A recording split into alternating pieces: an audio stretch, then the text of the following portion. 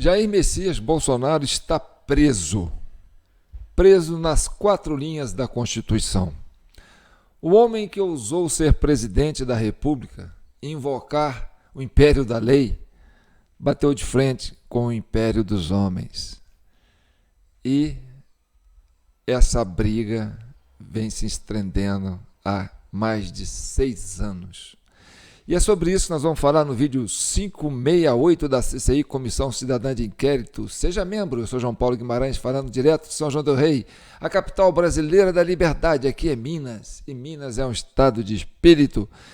O primeiro compromisso de Minas é com a liberdade. Mas sim, Bolsonaro está preso.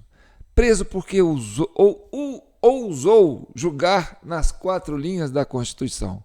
E ao invocar o império da lei, bateu de frente com o império dos homens. E aí, se você não tem a lei, você tem a anarquia. Então, é um debate, é um duelo entre o mundo civilizado e o mundo da tirania. Bem, aqui eu vou fazer um parêntese ainda sobre a intimação que o Bolsonaro sofreu na UTI, porque esse é um tema que tomou conta do mundo, não é só do Brasil, né? E quando a gente fala intimação, você já está falando no projeto, né? Na justiça.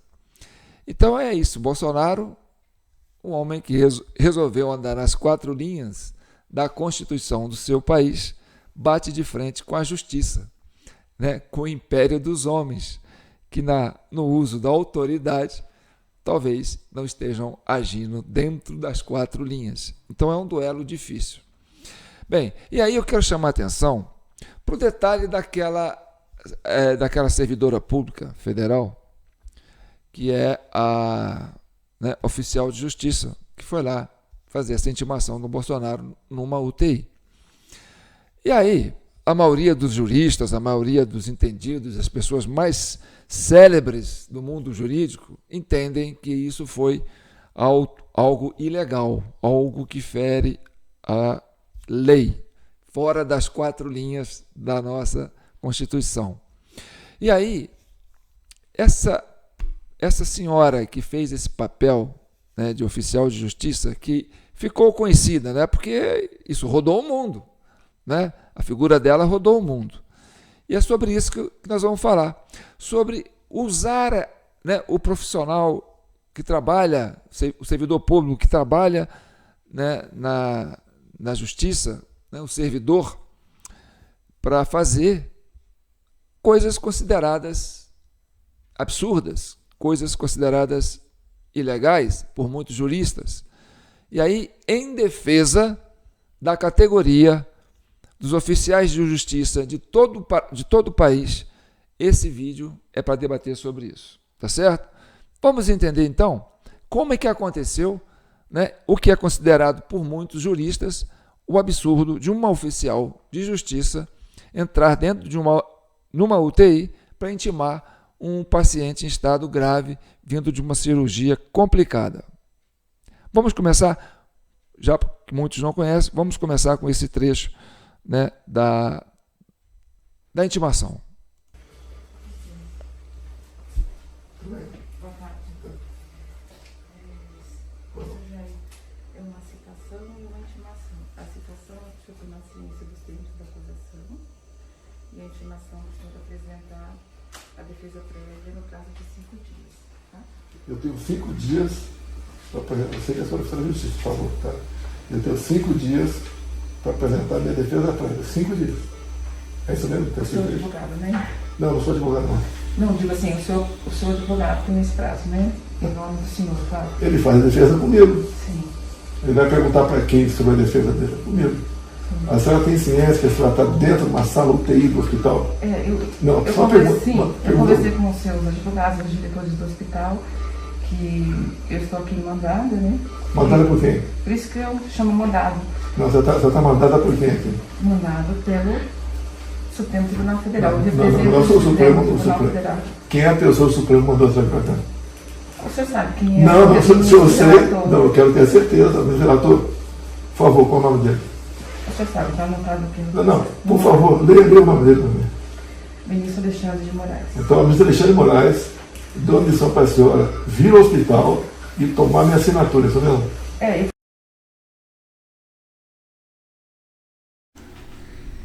Bem, diminuiu o áudio aqui. Pronto, melhorou. Essa é a cena que ficou famosa, né?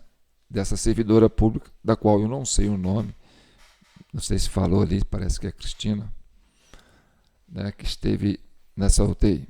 Bem, agora nós vamos debater sobre essa cena, né? E tem uma outra cena também, do qual uma oficial de justiça, que provavelmente é essa servidora, né, que esteve na UTI, a mando do Alexandre de Moraes, porque no dia 9 de janeiro de 2023, houve uma ordem do Alexandre de Moraes para prender, né, todos os manifestantes que estavam acampados em frente ao QG de Brasília.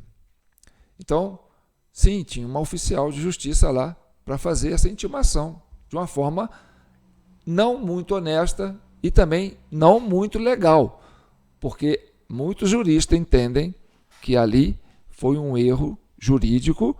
Por quê? Porque não existiu um flagrante, né? E não existiu um critério para dizer que aquelas pessoas que estavam ali estariam cometendo crime. Até então, foi tudo, né, um grande equívoco, para não dizer um grande abuso de autoridade. Então, essa senhora que está aqui, né, nesta cena, fazendo a intimação de Bolsonaro, é muito parecida com essa senhora que esteve no QG, fazendo a intimação, né, dos acampados que estavam no QG. Deixa eu ficar aqui do lado, para a gente acompanhar esse debate junto aqui. Então, é plausível que nós pensemos, né, eu sou ruim de português, viu, gente? Que pensemos que é muito difícil, né, uma servidora federal que trabalha para a justiça, carregada das intimações feitas por Alexandre de Moraes, que tenham mesmas características físicas, estejam fazendo a mesma coisa que é considerada por muitos juristas entendidos como abuso de autoridade e ilegal. Bem, então tem intimação na UTI de uma servidora, né, federal prestando um serviço para o Alexandre de Moraes e criando essa polêmica toda, expondo uma categoria que é uma categoria importante, né, da justiça brasileira, que é oficial de justiça, que tem a missão, né, de mandar informar, comunicar, olha, você tem uma audiência, e aí vai para testemunhas, vai para o, né, pro advogado, vai para o réu.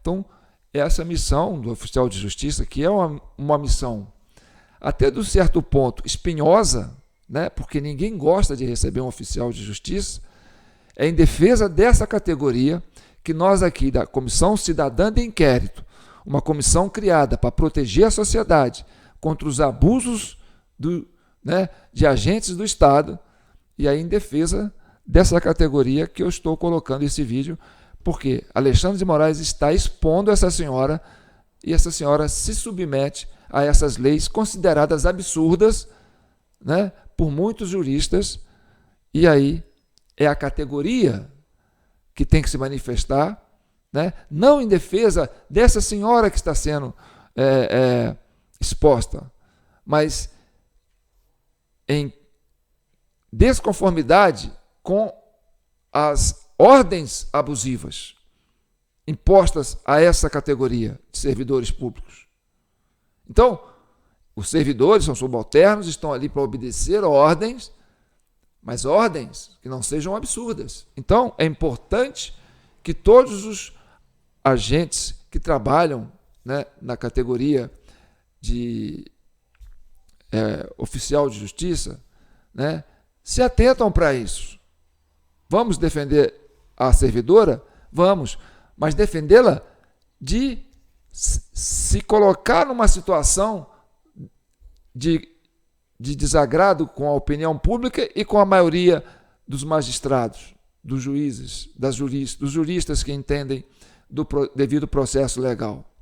Então, vamos acompanhar, provavelmente, essa mesma senhora, né, que estava lá no QG, na manhã do dia 8, do dia 9, né, e de uma forma irregular, dando ordem de prisão, sem dizer que está dando ordem de prisão.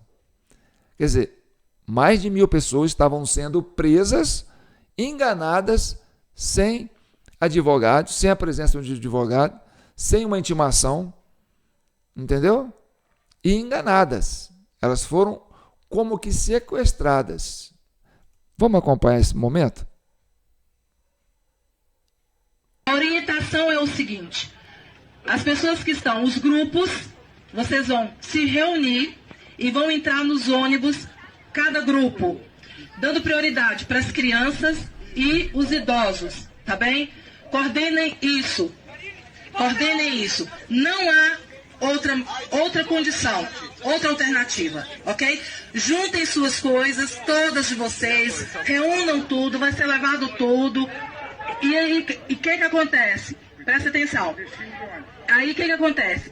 Esses ônibus vão para uma área federal, onde nós vamos ser todos liberados nessa área federal, ok? Presta atenção. Há ônibus que foram apreendidos. Esses ônibus que foram apreendidos, eu não sei a condição que vai ser feita. Só que, quando vocês estiverem lá, vocês procuram outros meios.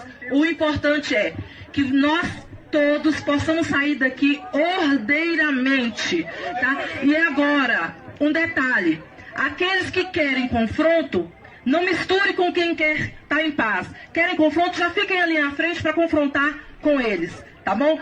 A orientação que nós temos é: alguém começou com arruaça, afastem-se dele e deixem que a polícia haja.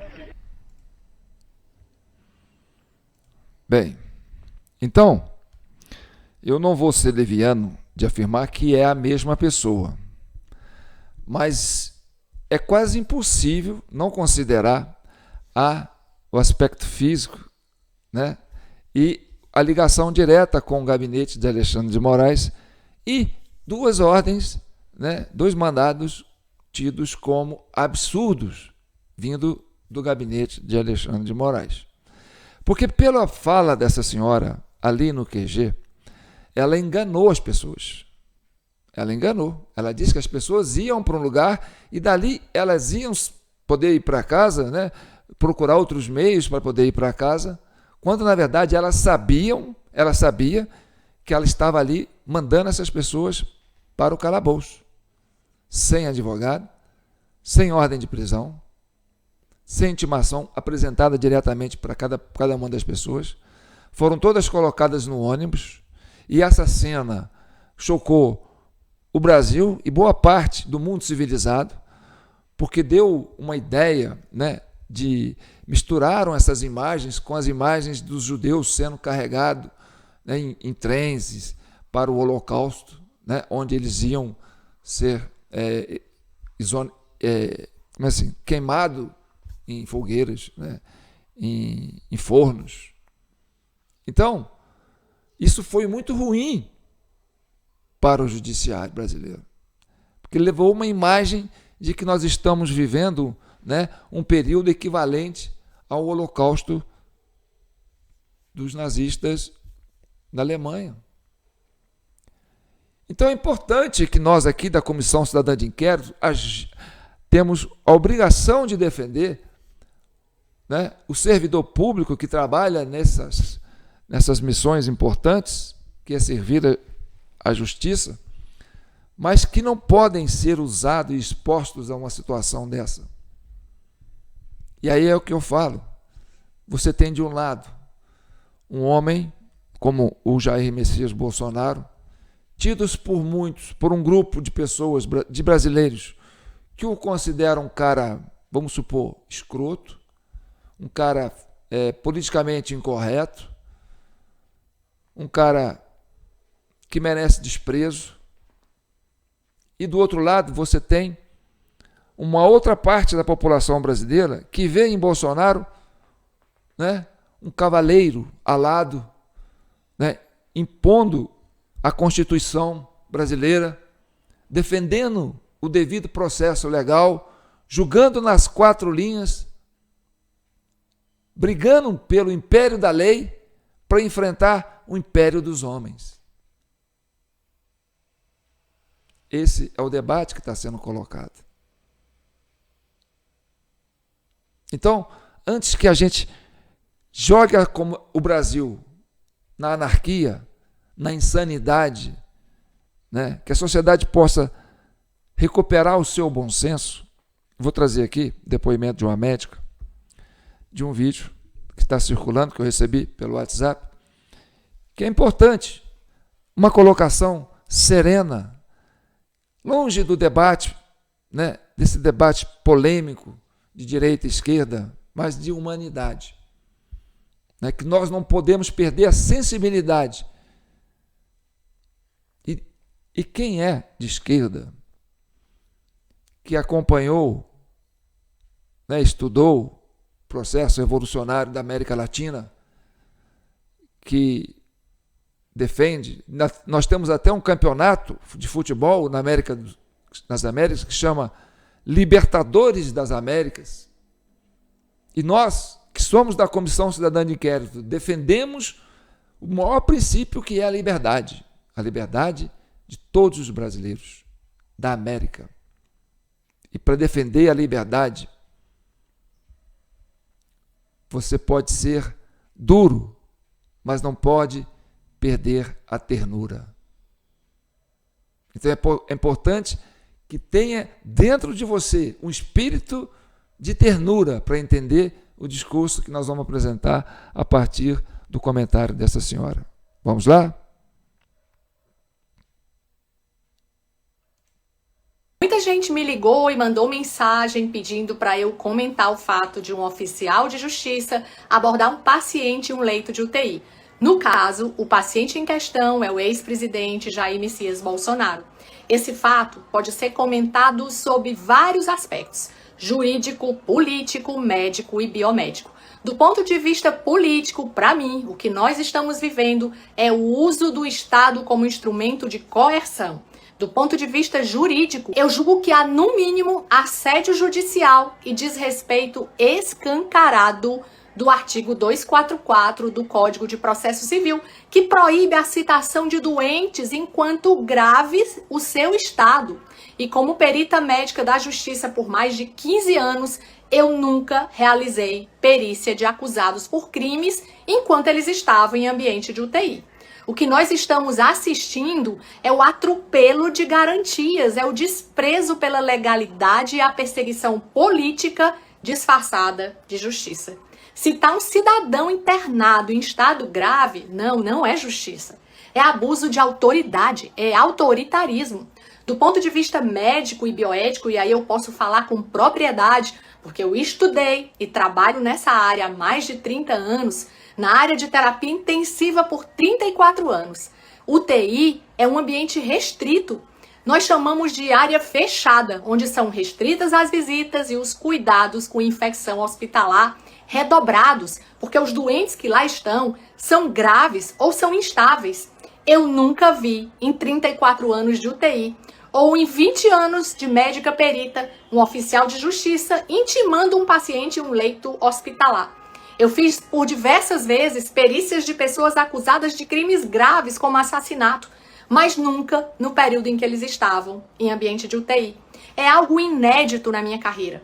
Do ponto de vista ético e bioético, houve uma quebra de vários princípios, como o princípio do respeito pelo paciente, que de forma intencional e premeditada foi exposto a um estresse. O paciente em questão teve um ato cirúrgico que durou mais de 12 horas, uma recuperação delicada, está instável, evoluindo com hipertensão. Houve uma quebra do princípio da não maleficência, que é aquele que diz que nós não podemos causar danos. A entrada de alguém potencialmente contaminado que submete um paciente internado a um estresse emocional intencional e que pode contribuir para sua piora clínica porque desestabiliza o emocional e faz com que o sistema imunológico fique mais vulnerável, é muito grave. E por fim, a gente tem a quebra do princípio da justiça, que orienta o tratamento justo para todas as pessoas, e do princípio da autonomia, por estarmos diante de alguém com perda parcial da sua autonomia e, portanto, fragilizado. A pessoa pode ter a competência, mas quando ela está internado num ambiente de UTI, ela está vulnerável, fragilizado. Outra questão que precisa ficar clara, que muita gente me perguntou, é a questão da oficial de justiça, que repete a história dos oficiais nazistas que, após matarem os judeus, diziam que estavam apenas cumprindo as ordens de Hitler. A gente tem algo chamado responsabilidade moral. E quando eu aceito uma ordem cruel e desumana, ou é porque eu concordo com essa ordem, ou então eu não tenho juízo crítico de valor sobre o que está acontecendo e sobre o que eu estou fazendo. A Hannah Arendt chamava isso de banalização do mal. Eu prefiro chamar de degeneração da sociedade, de degradação humana. E me manifesto aqui como médica, porque esse é o meu dever, de acordo com o Código de Ética Médica. Me pronunciar e me opor contra qualquer tipo de tratamento degradante, seja com quem for. E o que a gente está assistindo no Brasil é inadmissível e a gente não pode se calar. Para os que são de esquerda, há que se endurecer sem perder a ternura. Não é isso o lema daquele revolucionário argentino? Então, meu amigo, nós estamos lutando pela nossa liberdade. E quando a gente tem essa cena da prisão do presidente, ex-presidente Collor, do nada, no meio desse auê todo aí do Bolsonaro, tirado do inquérito de uma lava-jato que o próprio judiciário já tinha enterrado e que está sendo motivo de polêmica também, porque ninguém está entendendo isso. Eu entendo que seja como mais uma forma de pressão emocional para cima do paciente que está internado, com a seguinte mensagem: não pense que nós não conseguimos prender esse presidente. Vamos prender o Collor para você ver que nós temos capacidade para prender esse presidente. E se prepare que nós vamos te prender também. E isso, falando para uma pessoa que está na UTI, dando esse quadro, envolvendo essa cena, mostra que nós estamos perdendo a ternura. Tá certo? Então, que a Comissão Cidadã de Inquérito funcione como uma espécie de arca de Noé. Vamos salvar o que tem de bom na humanidade, na natureza, e colocar aqui na CCI para salvar o país. É a partir daqui que a gente quer construir esse diálogo de entendimento para pacificar o país e estabelecer a normalidade. Nós somos uma nação e um povo só. Precisamos aprender a conviver e não se deixar envenenar, por narrativas que possam nos colocar uns contra os outros. Abra seu coração, Assim como eu falei várias vezes em vídeos anteriores, que a prisão do Lula, quando ele foi preso, também foi algo que machucou bastante boa parte da população que via naquele homem um ícone de liderança, de causa, de busca de igualdade, aquela coisa toda. E muitas coisas foram negadas ao Lula quando ele estava preso. E eu cobrei isso na época, como ele poder sair para ir no velório de um parente, coisas relacionadas a essa coisa desumana, com relação a um preso. E não é só a esse preso, Lula e Bolsonaro, na UTI, que eu estou falando. Eu estou falando do brasileiro, porque a justiça brasileira tem uma dívida enorme, não só com essas pessoas públicas, mas sim, tem muitas pessoas simples, sem rosto, sem famílias importantes, sem conta no banco e parentes importantes, que estão sendo vítimas também desse sistema judiciário precário, arcaico que nós temos. Então vai aqui um desabafo, não é só em defesa da saúde do presidente Bolsonaro, né? E não é só em defesa dos direitos humanos que o Lula deveria ter tido, né? Pelo histórico que ele teve como presidente, como pessoa pública, né? Eu estou falando isso em nome do cidadão comum, daquele brasileiro que está também passando por muitas privações. Então é aqui, na Comissão Cidadã de Inquérito, que a gente se propõe, né, a construir um diálogo para trazer um país mais humano, mais solidário, para a gente que possa preservar o que está escrito na nossa bandeira: ordem e progresso. Tá bom? Então, eu sou João Paulo Guimarães e aqui está a nossa chave Pix, jpnoticias@gmail.com. Já agradecendo a todos vocês que estão aí há muito tempo dando a sua contribuição singela. Muita gente que não tem condições de ajudar, ajuda com muito do que tem. E muitas das vezes, pessoas que têm muito para ajudar, ajudam com pouco do que tem. E muitos acham que não tem nada a ver com isso, que não é com ele, e por isso acham que não precisa ajudar. Mas eu falo para vocês, aqui na CCI é uma voz da resistência, da sociedade e da cidadania e do bom senso. Tá bom? E para quem não tem Pix, quiser trabalhar com uma transferência, né, qualquer coisa, tem aí a nossa conta poupança, Caixa Econômica Federal, agência 151, conta 752-458-498-0, CPF 248-179-106-15, titular João Batista Guimarães, que também sou eu, né? Aqui é João Paulo porque é o meu nome de guerra, meu nome de mídia, mas eu quero que vocês tenham essa oportunidade de se sentir parte desse projeto da Comissão Cidadã de Inquérito. Nós temos muitos membros pelo Brasil afora, que participam, que mandam conteúdo, que ajudam a gente a pautar o programa de hoje, né? Então é isso aí. Fim de mês, 28, as nossas contas estão chegando. E é com você que a gente vai caminhar para acertar as contas com a justiça, com o país e com a paz. Um abraço. Fique com Deus.